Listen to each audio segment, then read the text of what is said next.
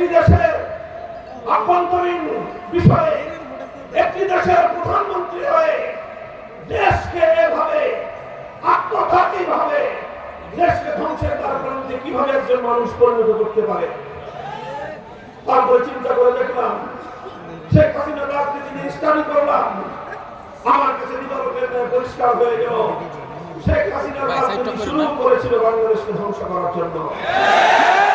1975 সালে তার বাবা শেখ মুজিবুর রহমান সাহেব জাতির সঙ্গে 1970-এর জাতীয় নির্বাচনে যে ওয়াদা করেছিলেন, সেই ওয়াদা ভঙ্গ করে জনগণের গণতান্ত্রিক অধিকার হরণ করেছিলেন।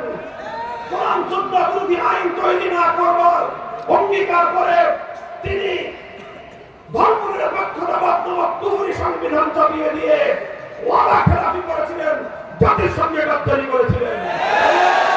72 থেকে 75 সাল পর্যন্ত 30,000 মায়ের কোলখানি করেছেন। বাংলা 30,000 আমার সন্তানকে হত্যা করেছিলেন। 1971-এর স্বাধীনতার পর সর্বপ্রথম ক্রস ফায়ারের নামে সিরাজ শিকদারকে হত্যা করে শেখ মুজিবুর রহমান সাহেব বাংলাদেশে খুন এবং গুমের রাজনীতির সূচনা করেছিলেন।